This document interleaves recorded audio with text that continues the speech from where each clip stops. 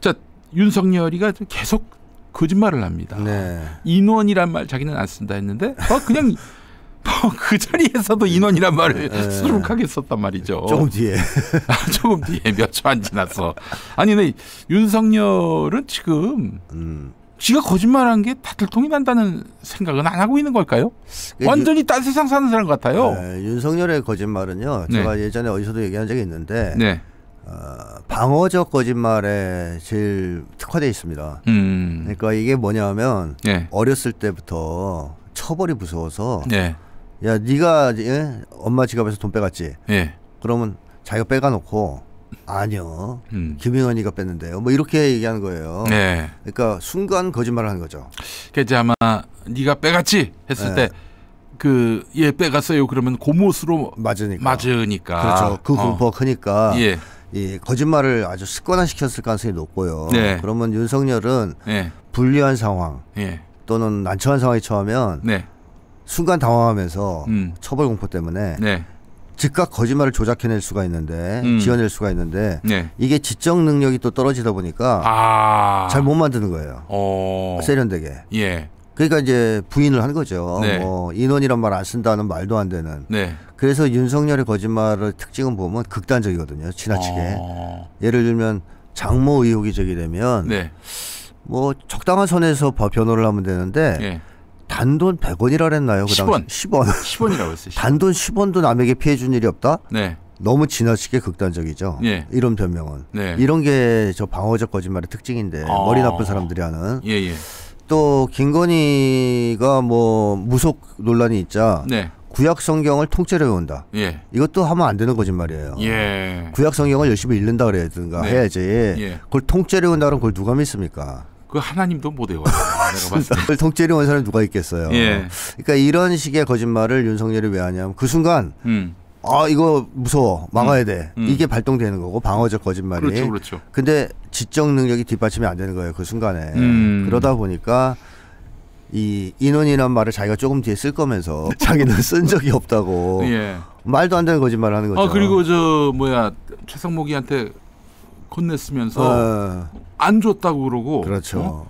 야, 그거 어떻게 새빨간 거짓말을 할 수 있나? 아니, 거짓말을 하더라도 뒤섞어 가지고 사실과 좀 섞어 가지고 얘기를 하면은 네. 그런가 할 텐데 너무 이 말도 안 되는 거짓말을 해대니까 네, 국회에 그 군인을 자기가 투입시키지 않았다 이런 식으로 얘기하는 거 아닙니까? 맞습니다.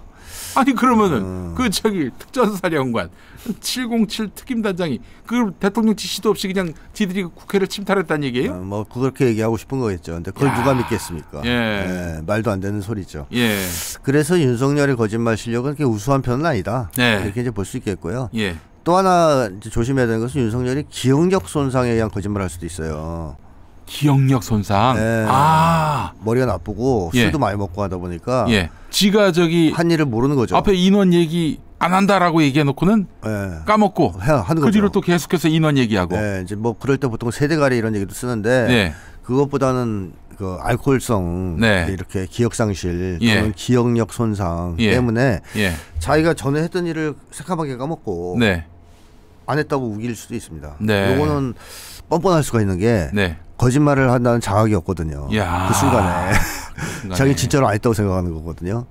그게 이제 섞여서 두 가지 종류의 거짓말을 좀 많이 한다 이렇게 볼 수 있습니다. 사실은 이게 헌법재판소의 그 탄핵 심판 때 안 나와도 되거든요. 그렇죠. 노무현 대통령도 안 나왔고 박근혜도 안 나왔어요. 근데 이 인간은 왜 굳이 나가가지고 이렇게 개망신을 스스로 자초하는지 이해를 할 수가 없어요. 그 심리는 또 뭐라고 보세요? 처음에는 제가 볼 때 윤석열이 탄핵 심판에 나가서 헌법재판관들을 자기가 충분히 제압하고 설득할 수 있다고 자신만만해 했던 것 같습니다. 근데 그동안은 사실 자기 어떤 논리나 어떤 설득 능력으로 상대방을 내 사람으로 만드는 게 아니라 어떤 약점 잡고 협박하고 이렇게 했었잖아요. 맞춰 패고. 근데 이 자리에서 어떻게 그렇게 할 수 있습니까? 그렇죠. 그러니까 이게 망상이라는 거죠. 얘가 대통령이 되고 나서 계속 헛소리를 짓거렸는데 먹혔단 말이에요. 계속 사람들은 그 헛소리를 받아 적기도 하고. 그러니까 얘가 옛날과 달리 대통령이 된 이후에 부쩍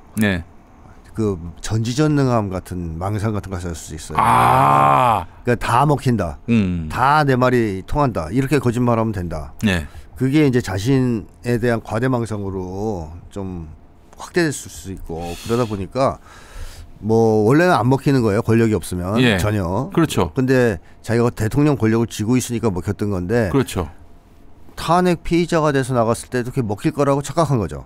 아니 그건 진짜 상식 밖 아닙니까? 내가 지금 나의 생사 여탈권을 8명의 재판관이 쥐고 있는 상황에서 내가 저분들한테 잘 보여야겠지. 아니 그런 마음은 있어 보여요. 처음에는 좀 공손하게 대했는데 아니 이렇게 너무나 뻔한 거짓말을 하면서 그럼에도 불구하고 나오는 족족 리스크예요. 그렇죠, 맞습니다. 차라리 안 나오면 저기 좀 실력이 없긴 하지만 저 변호사들이 어떻게 좀 대충 실드 쳐가면서 그 상황을 유리하게 만들 텐데 아니 이 사람이 그냥 입만 열면 사고를 치니까. 그래서 저도 입벌사라 그럽니다. 입벌사. 입만 벌리면 사고. 윤석열이 사실 나오는 게 도움이 안 되는데 불구하고 자기가 나와서 설득하면 제압할 수 있다고 믿고 나와서 설치인 게 하나가 있고. 근데 시간이 지나면서는 자기도 잘 안 먹힌다는 느낌 받을 거예요. 분위기가 다르다. 그래서 처음에 그 저자세 이런 것도 보여주지 않았습니까? 지금도 보면은 약간 눈 감고 이렇게 조는 듯한 모습도 보이고. 그렇지.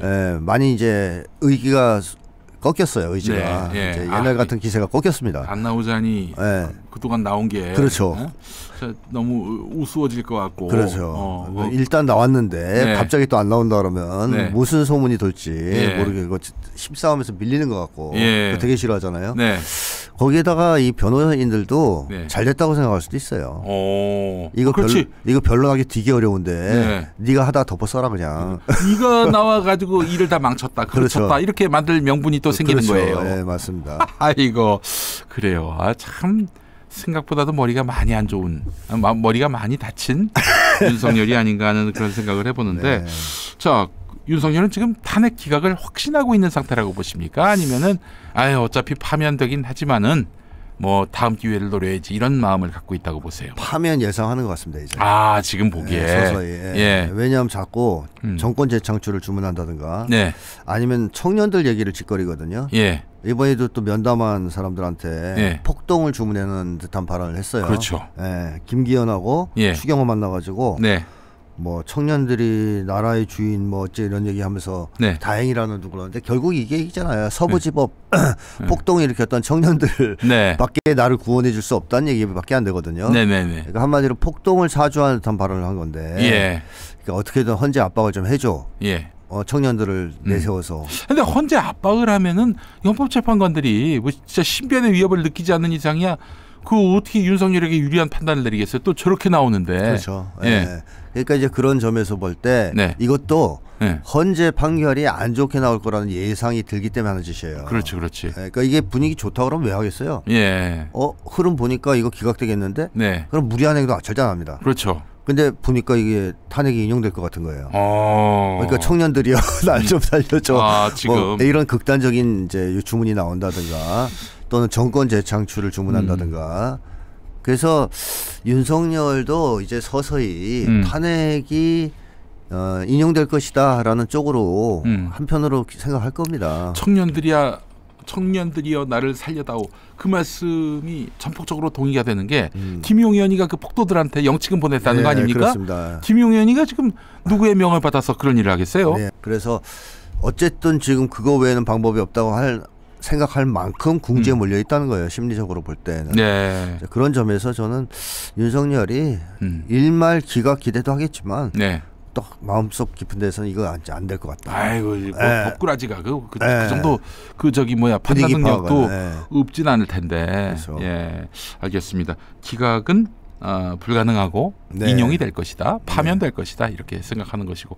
파면되면 우리 김건희의 그 어떤 앞날은 잘 보이지 않을 텐데. 그래서 아마 대선 집권을 강력하게 아마 추구할 것이고.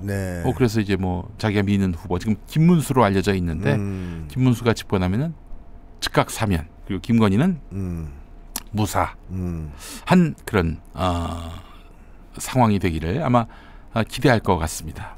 일단은 그걸 노리겠죠. 자기네 쪽이 정권을 재창출하는 거를 노리겠지만 현실적으로 사실 어렵습니다. 국힘이 또 집권하는 것은. 그렇지. 그렇기 때문에 제가 볼 때는 김건희나 윤석열도 예. 무리하게 국민의힘 재집권보다는 예. 이재명만 날리고 다른 사람까지는 허용할 수 있다. 국민의힘 집권은 어렵고 이재명 아닌 다른 사람 집권을 꿈꾸지 않겠냐. 그래서 1순위로 국힘을 밀어보려고 하지만 그게 에너지 소비일 것 같고 안 될 것 같으면 저는 차라리 이재명 대표를 낙마시키고 다른 사람을 미는 쪽으로 작전을 필 것 같거든요. 그 굉장히 합리적인 그 분석이십니다. 이재명만 날리면 된다. 그 이재명만 날리면 되면은 뭐 저기 김부겸, 김경수, 임종석의 이익도 저 평산마을 문 대통령도 그렇죠. 공감하는 바가 될 손잡을 것이고. 수 있는 가능성이 있는 거죠. 애초부터 작년부터 쭉 이재명 아닌 다른 세력의 대동단결 가능성을 염려하셨어요. 예, 그 우파 연합. 사실 그렇죠. 이재명 아니면 뭐 대부분 다 우파죠. 우파의 그렇죠. 이익을 대변하거나. 맞습니다. 그 가능성 아직도 있습니까? 있죠. 예전에 김건희 쪽의 제안이었겠지만 그 뭐예요? 양정철 뭐 비서실장 얘기 나온 적 있지 않습니까? 그다음에 또 그 민주당 쪽 누구를 뭐로 임명한다는 설이 그저 박영선을 총리로 세우려고 했잖아요. 오늘도 보니까 총리. 박영선이가 또 이재명을 씹었더만요. 그러니까 그런 사람들하고는 언제든지 손을 잡을 생각이 있어요. 김건희가. 그래서 이재명만 아니면 된다는 쪽으로 정권을 구성하려고 할 가능성 염두에 둬야 됩니다. 근데 혹시 지금 이 사립 분별이 안 되는 완전 오판을 거듭하는 윤석열이가 행여 뭐 무슨 동대구역에 한 5만 2천 명 모였다. 도심에서도 뭐 한 2만 명 가까이 모였다. 3만 명인가? 하여튼 뭐 그렇게 모였으니 이거는 또 자기를 지지하는 뭐 지지율이 50%를 넘었다 이런 얘기 듣고 이거 완전히 그냥 장난질인데도 불구하고 그걸 사실로 있는 그대로 믿고 그래서 이거 안 되겠다. 대선에 우리 집사람이 나가게 하면 어떨까? 왜냐하면 그 김건희가 당장 체포 구금되는 그런 아주 경악할 상황을 막아야 하잖아요. 그래서 아예 김건희를 대선 후보로 내세우면은 적어도 이제 선거운동 기간에는 뭐 수사 체포 못할 거 아닙니까? 그리고 만약에 당선도 기대할 수 있지 않을까. 나에 대한 어떤 측은지심이 발동돼서 옛날에 그런 일들이 종종 있었어요. 뭐 박철원 씨 같은 경우도 본인이 아웃되니까 부인이 나가서 재보선에서 당선된 거 아니겠습니까? 그건 뭐 이제 국회의원이죠. 국회의원이 아니 지금 50%가 넘게 자기를 지지한다고 믿는다면은 그럴 수도 있는 거 아닙니까? 그거는 윤석열의 결정이 아니고요. 김건희의 결정이겠죠. 김건희의 결정 맞습니다. 김건희가 이제 그렇게 판단하고 결정하느냐의 문제인데 그 정도로 감 떨어지는 사람은 아니지 않을까 싶은데요. 김건희가? 근데 김건희는 그 작년 초만에도 2025년 통일 대통령을 꿈꿨던 사람입니다. 그거는 이 계엄이 성공하는 걸 전제로 했었죠. 그걸 이제 머리에 그렸으니까. 전쟁까지도 생각해놓고. 그래서 통일 대통령을 꿈꿨던 거고 지금은 분위기가 바뀌었기 때문에 김건희가 대통령 후보로 나온다 그러면 정말 희대의 코미디 아니겠습니까? 근데 이 자들은 완전히 사고가 안드로메다에 있기 때문에 그것도 한번 좀 가늠해 볼 필요가 있지 않을까 하는 생각이 듭니다. 아니 뭐 어디 밀항 도주를 못한다면은 그렇게라도 정면 돌파할 가능성? 그 완전히 알코올 의존 환자들의 그 심리를 제가 정확하게 분석해 본 적은 없지만 그럴 수도 있지 않을까라는. 어쨌든 핵심은 윤석열이 지시할 입장은 아니라는 거예요. 그렇죠. 그거를 김건희가 판단하면. 김건희가 그 결심한다면 어떻게 될까요? 뭐 저는 나왔으면 좋겠어요. 우리는 좋은데 저기 숨어 있는데 좀 나와가지고 다 털리고 감옥 좀 빨리 갔으면 좋겠습니다. 그렇죠. 그러면 오히려 대선은 내란 대 내란 진압 이렇게 굳어지죠. 그 정도까지 사고가 다 있는 친구들이라면 참 좋겠습니다. 그 사고가 닿지 않는다면은 참 좋겠습니다. 그 친구들. 자, 극우 강사로 돌변한 전환길. 전환길에 대해서 우리 한번 좀 다른 방송에서 말씀해 주신 적이 있었죠. 못 들으신 분들을 위해서. 이 사람 왜 이러는지. 아니 그냥 지금 뭐 보니까 뭐 연 60억을 연봉으로 받는다고 하면은 한 달에 5억 아니겠습니까? 뭐가 아쉽다고 저러는지 모르겠어요. 자, 일단 이 사람이 계엄 초기에 계엄을 반대하는 발언을 했다는 거를 사람들이 알아야 됩니다. 계엄 반대했었군요. 초기에. 저 윤석열 계엄 잘못한 거다. 이 김건희 지키려고 한 거다는 얘기를 했어요. 아, 그런 말까지 했습니까? 그 동영상이 있어요. 용린을 건드리는 발언을 했네. 그 동영상이 있습니다. 예, 예. 그러니까 계엄 초기만 해도 네. 정상이었어요, 사람이. 판단력이. 예, 예, 예. 근데 좀 지나서 확 바뀌거든요. 예. 그럼 이게 변신이 정말 빠른 거죠. 예. 그러니까 뭐 좀 길게 시간을 두면서 변신한 게 아니고 그렇죠. 잠깐 계엄이 벌어진 직후의 상황에서 네. 바로 입장을 180도 전환한 거란 말이에요. 네, 네. 이제 그런 걸 봤을 때 네. 그 사이에 뭐가 있었다라고 봐야 되는데 네. 일단 들리는 얘기에 의하면은 이 사람이 메가스터디 강사 아닙니까? 네네네. 네, 이게 메가스터디가 공무원 시험 시장에서 철수한다 그럽니다. 기사가 나왔어요. 큰일 났네. 큰일 났죠. 네. 그러니까 앞으로 이거 메가스터디 그 시장을 가지고 자기가 네. 뭐 잘 먹고 잘 살았는데 이거 앞으로 어떻게 될지 모르겠는데라는 불안감을 느끼는 시점이었다는 것이고 그때 누군가 제안을 했을 수 있죠. 야 그러면 이번에 네가 입 좀 털어주면 네. 우리가 뒤를 봐줄게. 이런 제안을 받으면 그 이전부터 네. 릴레이션십이 있었어요. 네. 그 소년보라고 네네, 극우 목사. 네, 그렇습니다. 근데 그 이전에 이 전환길이 김진홍이라고 또 극우 목사 있잖아요. 네네네. 그 사람하고도 또 네. 교분이 있었던 것 같아요. 존경하는 네. 목사인 걸로. 그럼에도 불구하고 계엄 초기에 반대했단 말이에요. 네, 그래서 상식의 얘기를 한 거죠. 네, 상식의 얘기를. 네. 근데 이제 제안이 그때쯤 들어왔을 수 있는 거죠. 네. 야, 네가 이게 한번 해주면 네. 우리가 밀어줄게. 네. 자, 그러자 김한길이 이 전환길이가 네. 뭐 윤석열 지지를 하는 발언을 했어요. 네. 그랬더니 우이 코인이 막 들어오는 거예요. 그렇지. 우이 코인. 그러니까 그냥 유튜브 구독자 수도 확 늘고. 2배 이상 늘었다 그러죠. 예, 예. 그러니까 전환길이가 감이 오는 거지. 이거 되겠다 이거. 네. 장사 좀 되네. 예. 그러니까 여기서 돈과 인기, 뭐 영향력 같은 거 행사하는 걸 즐기는 사람일 가능성도 있기 때문에 이런 걸 통해서 내가 다시 한번 잘 나갈 수 있겠네. 그래서 방향을 잡고 일로 움직였다. 예. 이렇게 봐야 되지 않을까. 그래서 이 그렇죠. 사람은 진짜 한길을 가는 사람이에요. 한길. 돈을 향한 한길. 전을 향한 한길을 가는. 이름 아주 훌륭하네. 전 한길. 네. 예. 전광훈이에요. 맞습니다. 네, 전광훈도 전광훈입니다. 예, 예. 자, 오늘 방송 여기까지 하겠습니다. 우리 시청해주신 여러분 감사하고요. 우리 나머지 또 드시고 가시죠. 네, 김태형 소장님 수고 많이 하셨습니다. 네, 고맙습니다. 전 내일 다시 오겠습니다.